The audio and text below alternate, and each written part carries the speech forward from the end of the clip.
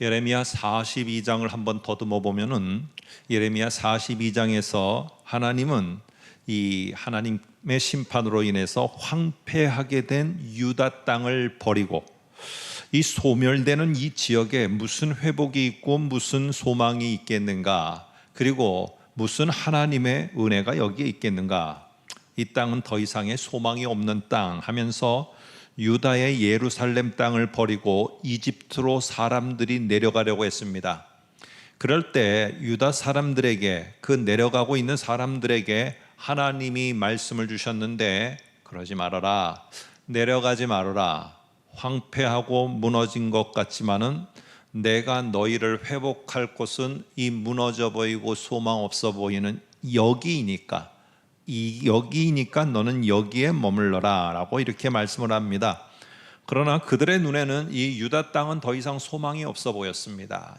우리가 머물 만한 그러한 어떤 기대감도 없어지고, 그러다 보니까 그 말씀에 대해서 우리가 지난번 살펴본 것처럼 No, 우리는 no입니다 하면서 결국에는 이집트로 사람들이 내려가게 되어집니다.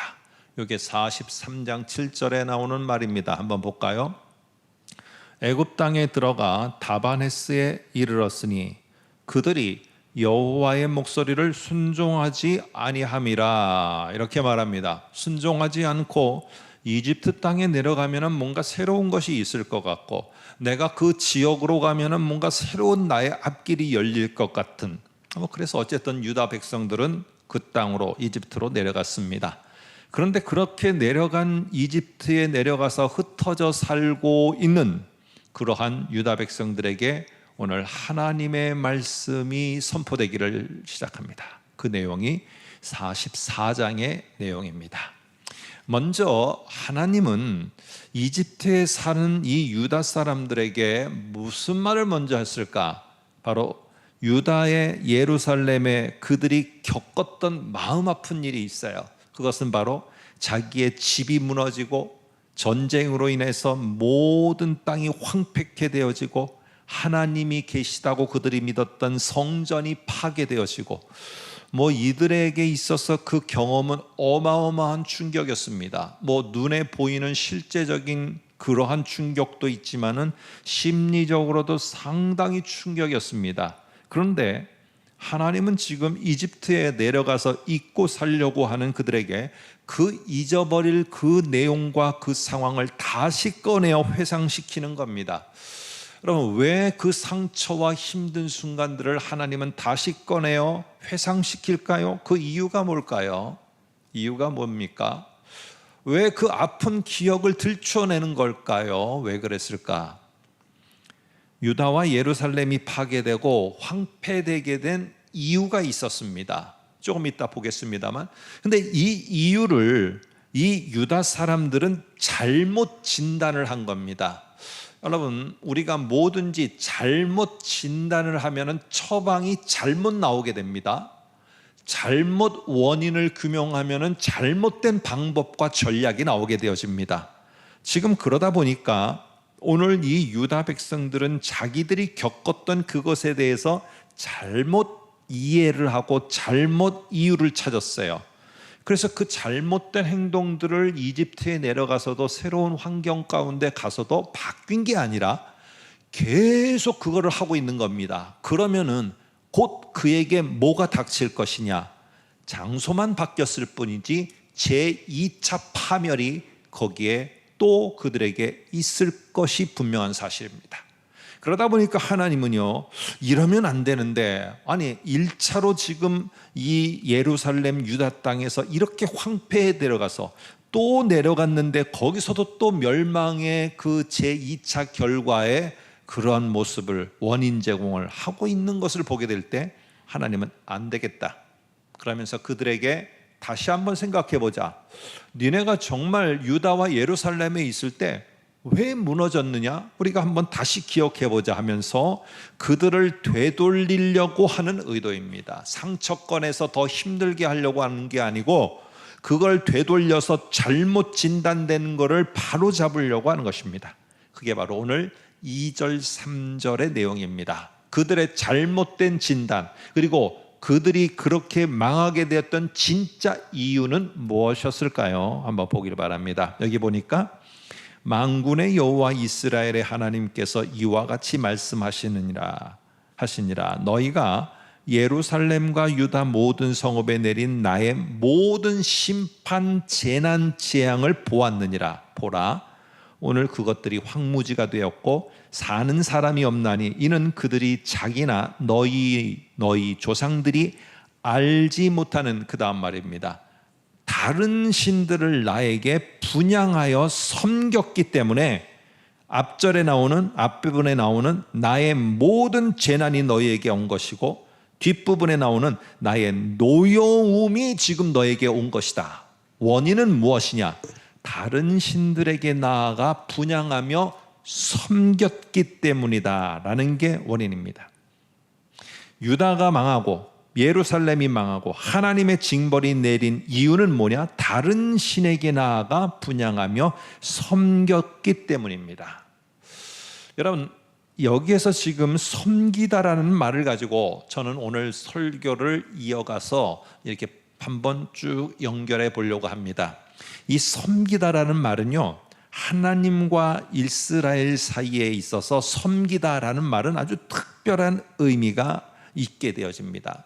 이거는 우리가 생각하는 그런 정도의 섬김, 봉사 뭐 이런 정도가 아닙니다. 이거는 상당하게 화가 올 것이냐 복이 올 것이냐, 이거를 결정짓는 아주 중요한 갈림길입니다. 이 섬기다가 어떻게 섬기느냐에 따라서 징벌이 오느냐, 어떻게 섬기느냐에 따라서 회복이 찾아오느냐, 아주 중요한 문제입니다. 왜 그러느냐? 이거는 이스라엘 땅에 들어갈 때 여호수아라는 성경의 24장에 보면은 여호수아 마지막 장입니다. 그들이 가나안 땅에 들어가면서 그들은 경험해 보지 못한 엄청난 하나님의 일하심을 봤어요. 요단강도 갈라지고 여리고 성도 무너지고, 이리고 가나안의 족속들이 우리가 생각하지도 못하게 그들이 패하는 것도 보게 되어지고, 그리고 그 가나안 땅이 그들에게 기업으로 주어져서 우리가 관리하는 땅이 되어지고, 이거는 우리가 우리의 힘으로 이룰 수 없는 엄청난 걸 경험했습니다. 그런데 이런 모든 걸 경험한 다음에 24장에 여호수아가 중요한 말을 합니다. 무슨 말을 하느냐? 우리가 이걸 모든 걸 경험해 보니까 나와 내 집은, 그 다음 말입니다, 여호와를 섬기기로 결단하노라. 정확히 하면은 여호와만을 섬기기로 결단하노라. 그랬더니 백성들이 그 이어서 여호수아의 말을 듣고 이런 말을 합니다. 응답을 합니다. 우리 역시 다른 신들을 섬기지 아니하고 오늘 우리가 하나님을 섬기겠노라. 이렇게 고백함으로 말미암아 여호수아 시대가 소위 말해서 가나안에 정착한 모든 시대 가운데 가장 복된 삶을 살게 됩니다. 그래서 이거는 내려가면서도 하나의 중요한 원리가 됩니다. 여러분, 내가 가나안 땅이라는 축복의 땅에 들어갔느냐? 내가 하나님의 축복으로 이 직장 생활을 시작했느냐? 내가 하나님의 축복으로 이 사업을 열어갔느냐? 내가 하나님의 축복으로 새로운 가정을 꾸렸느냐? 이것보다 중요한 게 이 원리입니다. 그곳에 들어갔을 때 너희는 하나님만을 섬기는 삶을 지속하느냐 안 하느냐에 따라서 이 삶의 방향과 결과는 완전히 달라집니다. 여러분이 아시는 것처럼 이들은 여호수아 시대가 끝난 다음에 하나님만을 섬기겠다는 것을 포기했습니다. 그게 바로 유다 백성이 맞이하게 된 결과입니다. 황폐함. 그래서 오늘 저와 여러분은 이 섬기다라는 말을 우리가 조금 더 생각을 해보는 차원에서 같이 한번 우리가 보겠습니다. 섬기다라는 말은 먼저 이스라엘 히브리 말로는 아바드라는 동사입니다. 근데 이게 동사가요, 어떤 의미냐면은 이게 타자, 나를 위하면 안 되는 것입니다. 나를 위하여 하는 거, 나를 위하여서 뭘 투자를 하고 나를 위하여서 애쓰는 거, 이거는 섬기는 게 타자를 위하는데 타자가 잘못 그렇다면 이게 타잔이 아니고요. 타잔이 아니고 다른 사람입니다. 다른 사람의 목표하는 바가 있어요. 그 다른 사람의 목표하는 바, 목적이 잘 이루어지도록 하기 위해서 내 자신을 내어주는 것입니다. 내 자신을 내어주는 거예요.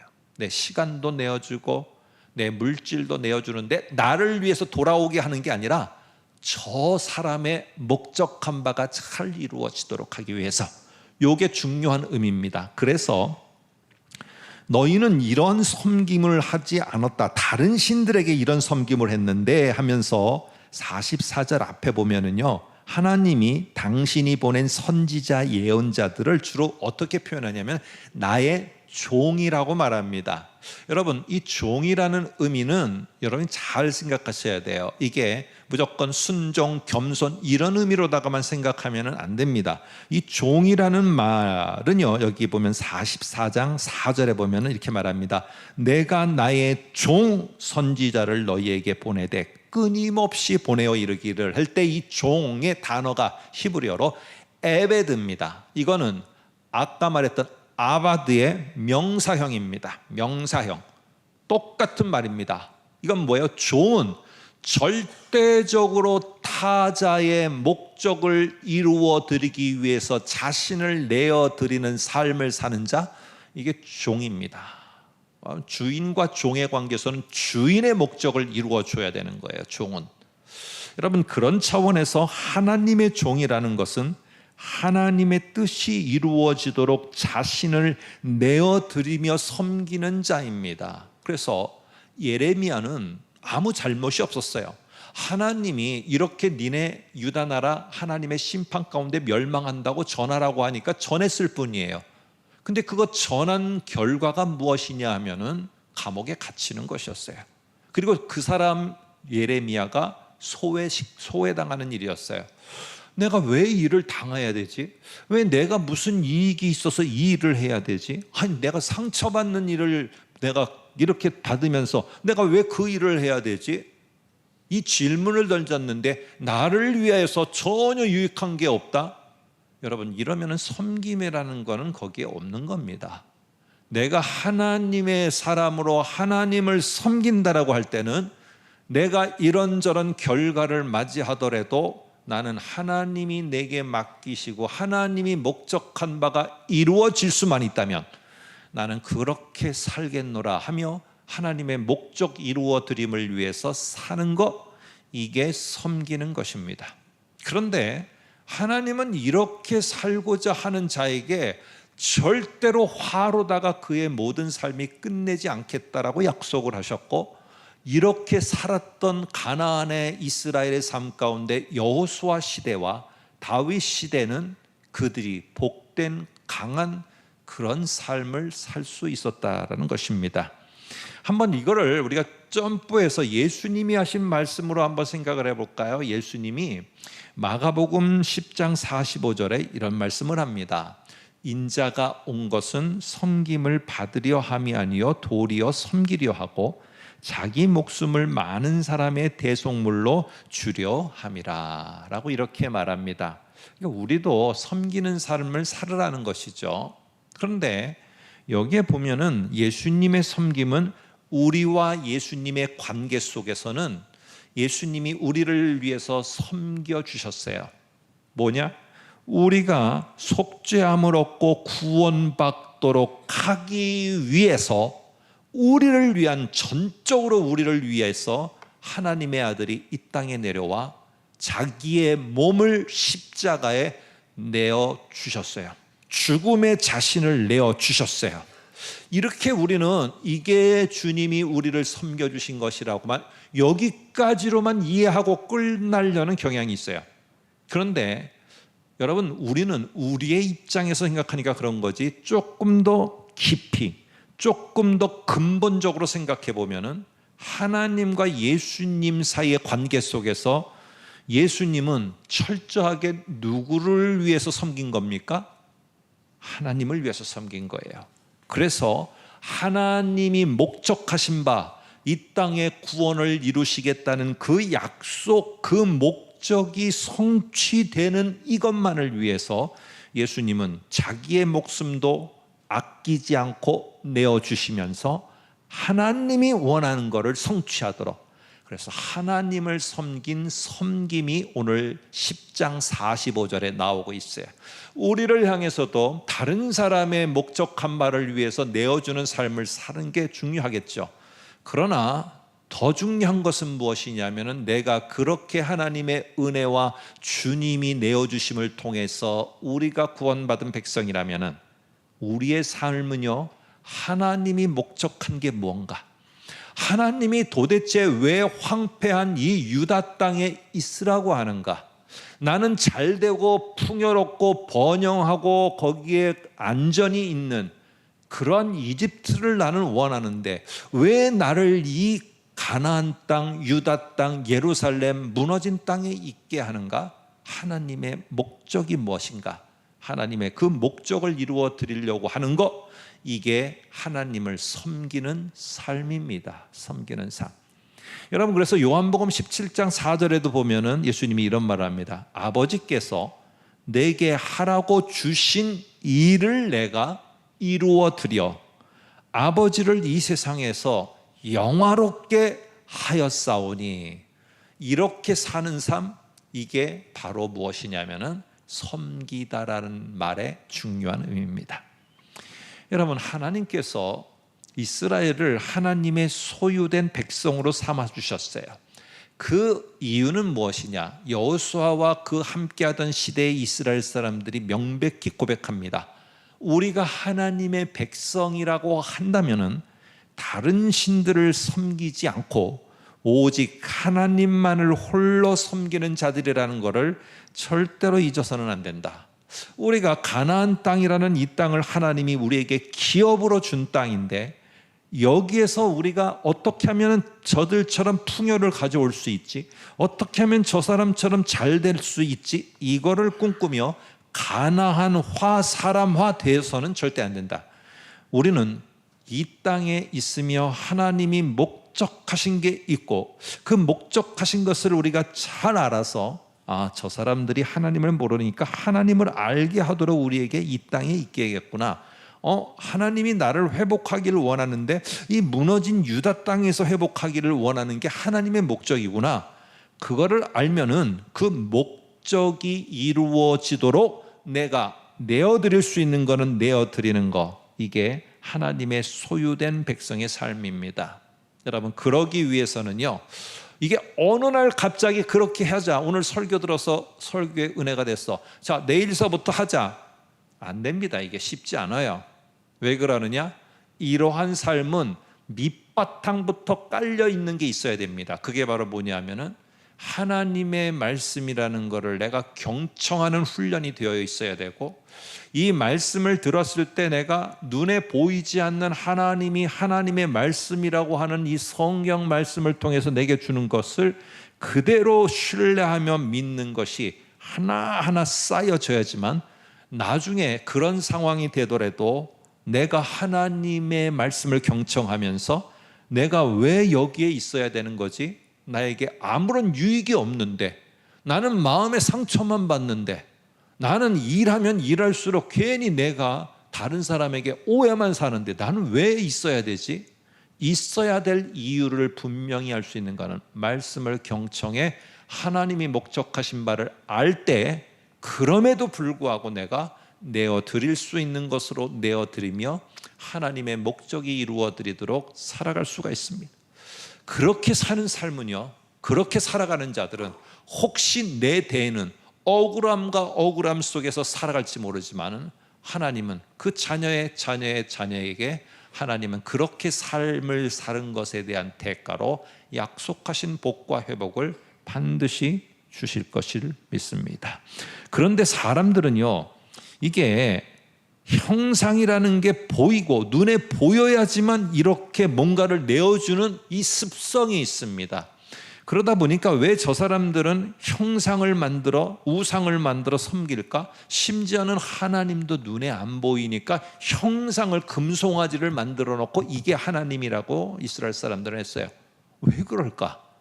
이 사람이 가지고 있는 본성 때문에 그렇습니다. 그게 바로 뭐냐 하면은 눈에 안 보이면은 섬기는 것도, 내가 무엇을 순종해서 내어드리는 것도 희박해집니다. 희박해져. 이상하게 희박해져요. 그래서 로마 시대 때 황제가 도시를 점령하게 되면, 도시국가를 점령하게 되면 반드시 하던 게 무엇이냐면 그 도시국가에 자기의 형상을 세웠습니다. 왜 그러느냐? 황제가 그 도시 사람들 눈에 안 보이면은 순종을 안 해요. 내어드리는 것도 안 해. 뭘 내어드리냐? 세금 내는 거 안 해. 그러니까 세금을 꼬박꼬박 내고, 만일에 반란을 일으키면은 너희들은 여기에 딱 봐. 내 지금 이게 형상이 보이지? 곧바로 진입해서 너희들은 다 패망하고 말 거야. 이 두려움 가운데 황제에게 순종하도록 하기 위해서 썼던 정책이 무엇이냐면은 황제 형상을 그 도시에 세워놓는 것이었어요. 왜? 사람들은 눈에 보여야지만 뭔가를 움직이고 행하기 때문에. 여러분, 시대가 바뀌고 있습니다. 시대가 이 성경이 쓰여졌던 수천 년 전과 지금은 다릅니다. 연령대도 다릅니다. 이 시대를 살고 있지만은 서로 간에 세대 간의 차이도 있습니다. 같은 세대도 개인들만의 서로 간의 차이가 있습니다. 그런데 공통 분모는 무엇인 줄 아십니까? 눈에 보이는 것에는 영끌을 한다는 거예요. 영혼까지 끌어다가 요 말이 지금 우리로 말하면 돈과 관련돼 있지만은 돈만 아니라 내가 모든 걸 끌어다가 다 쏟아붓는 것입니다. 영혼까지 끌어다가 쏟아붓는다는 이런 말이 있는 것처럼, 이게 세대가 다르고 시대가 달랐고 연령대가 다르고 개인들이 다르지만은요, 어떤 사람은 이념에, 어떤 사람은 SNS를 해서, 이 유튜버 같은 경우에는요, 이 하트를 받는 문제, 조회수를 높이는 문제, 이게 그 사람들에게는 엄청난 가시적으로 눈에 보이는 결과입니다. 그러니까 얼마 전 뉴스에 보니까 여기에는 선을 넘어 너무 위험한 지역이고 위험한 일이에요. 그런데 내 눈에 그게 보이니까 위험한 일, 위험한 지역으로 들어가는 것까지도 서슴지 않고 자기의 전부를 내어주고 있다는 사실입니다. 왜? 눈에 보이는 결과가 있으니까. 그리고 그것이 좋은 것인 것처럼 하니까 또 다른 젊은 사람들이 동일한 컨텐츠로다가 그 위험한 일들에 모든 걸 쏟아붓고 하고 있습니다. 세대가 다를 뿐이지 우리 중년 이상의 모든 사람들도 동일하게 내 눈에 보이는 거, 이게 다음에 우리가 준비할 일이더라 하고 모든 것을 눈에 보이게 펼쳐주면은 내가 가지고 있는 전부를 거기다가 쏟아붓는 게 우리입니다. 그러나 하나님의 말씀은 뭐라고 하느냐? 시대가 바뀌어도, 사람들이 바뀌어도, 몇천 년이 흘러가도 하나님의 말씀은 초지일간 우리에게 말하는데, 너희가 회복되길 원하고 너희에게 삶이 복된 삶을 살기를 원하면은 하나님만을 홀로 섬기는 그분을 위한 것에 너희가 내어드리는 삶을 살아라 하는 게 오늘 성경의 가르침입니다. 왜? 내가 왜 그래야 됩니까? 어떻게 하면 되죠? 어떤 하나님의 약속과 보장이 있는 것이죠? 이 모든 것들의 질문에 대한 답은 다 어디서 찾아야 되느냐? 사람에게 찾으면 안 됩니다. 여러분은 각자가 다 다르기 때문에 여러분이 경청하고 있는 하나님의 말씀 속에서 내가 하나님, 왜 하나님을 위하여 이 어렵고 힘든 이 황폐한 땅에서 내가 머물며 내어드리는 삶을 살아야 됩니까? 하나님께 묻고 하나님으로부터 답을 얻어야 됩니다. 그리고 그 속에서 어떻게 하면 되라는 것입니까? 하나님은 유다 백성들에게 명확히 가르쳐 줬습니다. 지금은 일단 그 유다 땅에 주저앉아 있어라. 이게 주신 말씀이었어요. 그러면 그 다음을 생각하지 않고 주저앉아 있으면 그 다음에 하나님이 주시는 말씀이 있어요. 여러분, 오늘 이런 말을 가지고 오늘 로마서 11장으로 우리가 점프해서 한번 같이 12장 2절을 한번 보겠습니다. 12장 2절은 11장까지의 도대체 성도, 교회가 어떻게 되었는가, 예수 그리스도와 하나님의 은혜로 어떻게 되었는가를 설명하는 것이라면은, 그렇게 된 사람들은 이렇게 사는 게 하나님의 성도고 교회다라는 것을 가르쳐주는 첫 번째 구절입니다.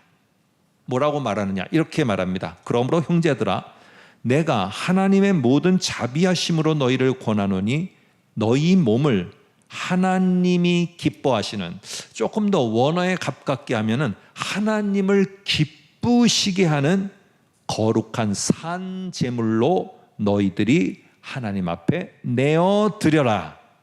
이것을 너희는 뭐라고 하는 줄 아느냐? 이것은 너희가 드릴 영적 예배니라 라고 했는데, 이 말을 좀 가지고 설명을 하려고 합니다. 영적이라는 말에 여러분 성경에 보시면은 번호가 붙어 있어요. 그 번호를 따라서 성경 밑으로 내려오면은 무슨 말이 있느냐 하면은 합당한이라는 말이 있습니다. 이 말은 다시 말해서 뭘 말하느냐? 영적이라는 말은 다른 말로 합당한이라고도 쓸 수 있다. 그러면 어떻게 되느냐? 이렇게 됩니다. 너희가 드릴 합당한 예배라는 말도 이 그리스 말, 헬라 말 원문에는 뭐라고 되어 있느냐? 라트레이아로 되어 있습니다. 이 말은 무슨 뜻이냐면은 예배라는 말, 예배하다. 그 다음에 중요한 말이 뭐냐면은 섬기다라는 말입니다. 그래서 외국에서 가면은요, 워십 서비스라는 말을 합니다. 이 섬기다라는 말을 여 속에 같이 있게 되는데, 그러면 이거를 어떻게 보느냐? 너희가 하나님을 기쁘게 하는 내어드리는 삶, 이것이 바로 성도로서 교회로서 너희가 행할 합당한 섬김이니라 라고 말합니다. 여러분, 그래서 히브리서 9장 6절에서는 라트레이아를 갖다가 어떻게 하느냐 하면은 여기는 섬기는으로 번역을 해놨어요. 볼까요? 제사장들이 항상 첫 장막에 들어가 섬기는 예식을 행하고, 이렇게 했습니다. 여러분, 그래서요, 이 이스라엘이 회복되는 길은 뭐를 회복해야 되느냐 하면은 하나님만을 홀로 섬기는 이 삶을 회복해야 됐어요. 그런데 이스라엘은 잘못 진단을 했습니다. 어떻게 진단했느냐? 우리가 망하고 황폐하고 이렇게 된 것은 지금까지 섬겨왔던, 우리가 섬겼던 그 신을 섬기는 것을 중단했기 때문이다. 한번 44장 17, 18절 볼까요? 이렇게 말합니다. 우리 입에서 낸 모든 말을 반드시 실행하여 우리가 본래 하던 것, 곧 우리와 우리 선조와 우리 왕들과 우리 고관들이 유다 성읍들과 예루살렘 거리에서 하던 대로 하늘의 여왕에게 분향하고 그 앞에 전제를 드리며 섬기는 것, 그런 섬기는 그때에는 우리가 먹을 것이 풍부하여 복을 받고 재난을 당하지 아니하였더니 우리가 하늘의 여왕을 분향하고 그 일에 전제드리는 이 섬기는 것을 패한 후부터는 모든 것이 궁핍하고 칼과 기근에 멸망을 당하였느니라, 이렇게 말합니다. 여러분, 지금 완전히 다릅니다. 지금 결과는 똑같은데 진단은 완전히 달라요. 그러니까 이들은 하늘의 여왕이라는 이 신을 섬기기를 멈췄기 때문에 이 사단과 이 어려움을 겪은 것이지, 이게 뭐 하나님이 말씀하시는데 이 하나님의 말씀에 순종을 하지 않아, 이건 아닌 것 같다 하면서 결국 그들은 이 하늘의 여왕 섬기기를 회복해야 이게 산다.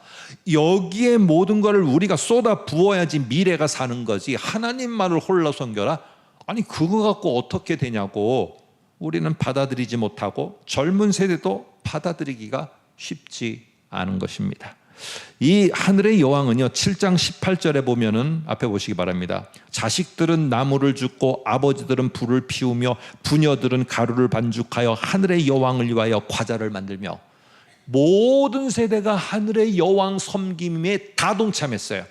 그리고 앞에 보면 17절에는 우리와 우리 선조와 우리 왕들과 우리 고관들과 지역도 유다 성읍 모든 성읍들과 예루살렘까지도 여러분 이 하늘의 여왕 섬기는 일에 모두가 동참했습니다. 여러분, 왜 그랬을까? 이게 제가 말하는, 종종 말하는 집단 착각입니다. 집단이 이렇게 해야지 복을 받는다더라, 집단들이 이렇게 해야지만 우리의 미래가 보장된다더라 하면은 요즘 하시는 말들 영끌해갖고 거기다 다 쏟아붓는 거예요. 왜? 그걸 안 하면 내가 부족해서 이 다음 미래가 불투명해 보이고 회복이 있을 것 같지 않으니까 다 다 거기에 붙는 겁니다. 그래서 17, 18절에 보면은 이들은요, 그때에 하늘의 여왕을 섬기는 그때에는 잘 살았고 그거를 패한 다음에는 우리가 망하게 됐다.